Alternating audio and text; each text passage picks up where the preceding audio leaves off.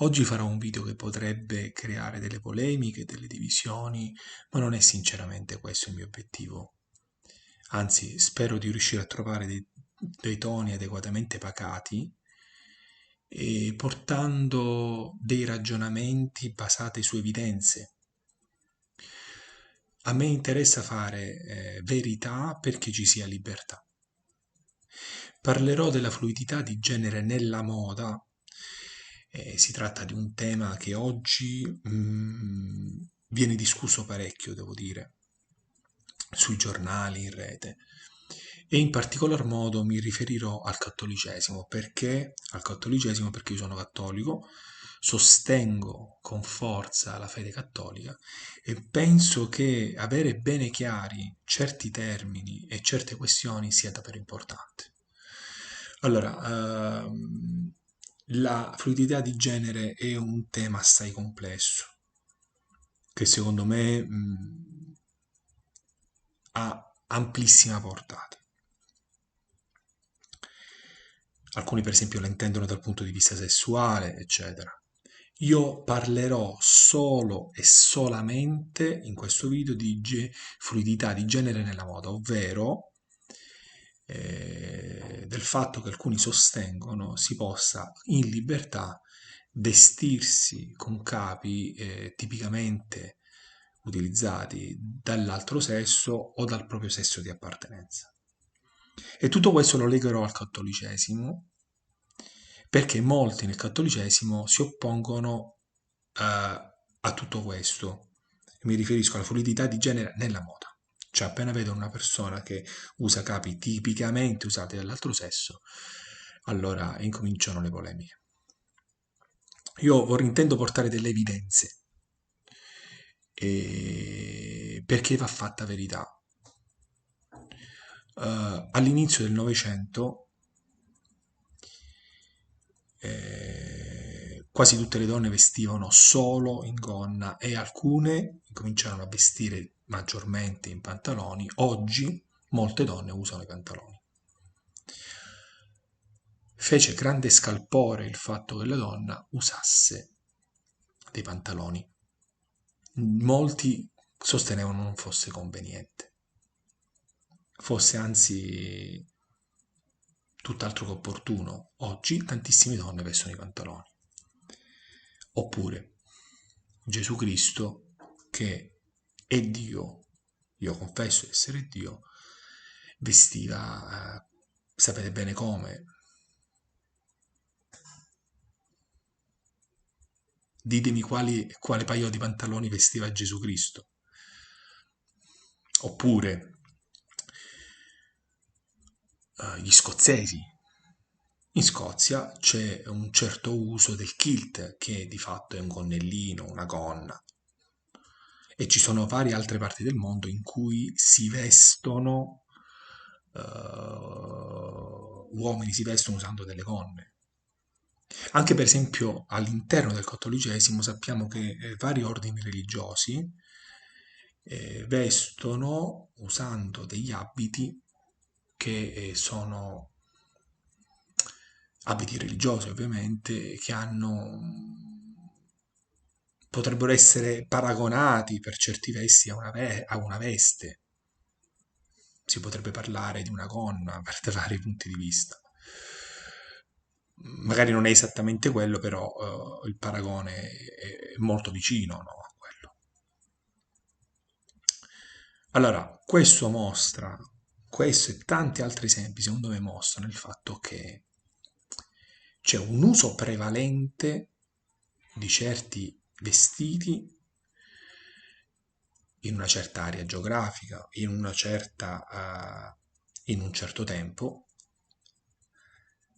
da parte dei maschi o da parte delle femmine. Ma ciò non vuol dire che un abito sia necessariamente maschile o necessariamente femminile. E il fatto che nel passato, cioè in un recentissimo passato, stiamo parlando solo di un secolo fa, molte donne abbiano fatto scandalo vestendo pantaloni, a me fa pensare tanto. fa pensare tantissimo, fa riflettere. Tra l'altro, pensate a come si vestiva in Italia alcuni secoli fa, eh, i maschi vestivano tranquillamente quello che potremmo dire essere un gonnellino, una veste, ed erano abiti maschili, considerati maschili. Allora, secondo me, all'interno della moda, del contesto della moda, dire no, non si può vestire in questo modo, no, non si può vestire in quell'altro, ecco, bisogna starci molto, molto, molto, molto attenti. A me va bene che ci siano dei casi in cui certi modi di vestire non sono opportuni, vi faccio degli esempi. Se una persona vuole vestire in un certo modo per vanità, per mettersi in mostra, ma senza avere amore, secondo me sarebbe opportuno che ci rifletta bene perché chiaramente centra tutto su se stessa, ma non sul rapporto con gli altri. Oppure, per esempio, se uno volesse vestire un certo capo per feticismo, il feticismo è quando tu metti il capo prima dell'amore, di fatto. In quel caso una persona dovrebbe, secondo me, rifletterci molto molto bene, no? Altri esempi, c'è un modo di vestire che è lecito, stralecito tra marito e moglie, in contesti molto stretti, molto intimi. Fuori da certi contesti, un certo modo di vestire non è opportuno perché magari non si vuole indurre altre persone a cadere in errore, a cadere in peccato, no? Ecco, si cerca di vestirsi in una maniera tale da eh, non indurre altre persone in tentazione. Ecco, fondamentalmente è questo. Si sta attenti, no? Ehm, E quindi, secondo me, al di là di certe circostanze nei confronti delle quali sarebbe bene rifletterci tanto, stare a dire, ah, quello si è vestito in questo modo, quello si è vestito in quest'altro, secondo me non ci porta da nessuna parte. Il fatto di etichettare alcuni abiti come maschili, come femminili, non ci porta da nessuna parte. Perché è del tutto evidente che oggi la maggioranza degli uomini, la maggioranza delle donne veste in un certo modo, ma è altrettanto evidente che ehm, l'uso cambia e per cambiare c'è bisogno di una fase di transizione, nel corso della quale alcuni, tra virgolette, potrebbero dare scandalo. E dunque arriviamo ai tempi di oggi. Mi sono documentato parecchio, ho girato molto su internet, ho visto che in tante sfilate di moda vengono presentati abiti, per esempio per maschi, per uomini, tipicamente vestiti dalle donne.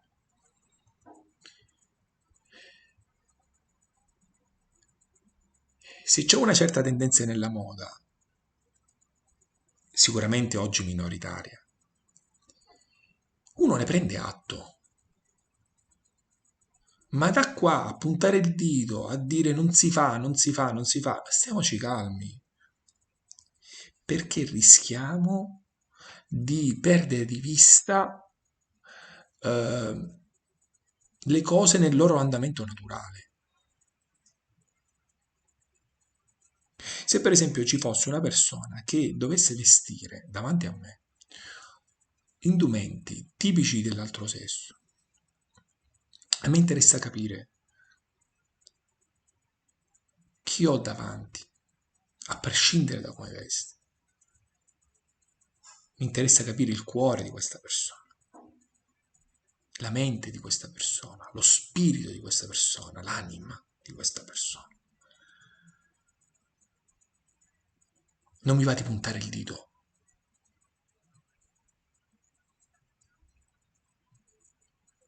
mi va di capire, mi va di capire, mi va di cercare di ragionare attorno alle cose. Poi sono d'accordo con alcuni riguardo al fatto che ci siano oggi delle, secondo me, esagerazioni, perché capita anche troppo spesso che eh,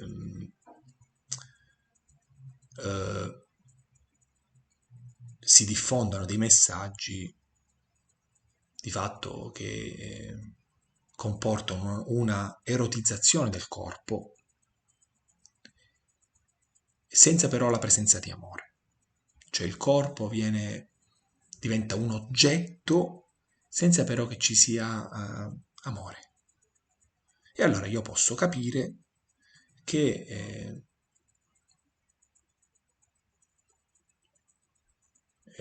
si voglia sperare che le persone guardino all'amore prima di tutto il resto. Questo lo posso capire. Ecco, però non fasciamoci la testa. Non fasciamoci la testa, perché si rischia davvero di fare del male. Si rischia che alcune persone vengano messe da parte, vengano mal giudicate, vengano trattate male, vengano discriminate persino. E non è giusto. Questo proprio non è giusto. Il Signore Gesù accoglie tutti, persino i peccatori accoglie. Quindi veramente stiamoci attenti.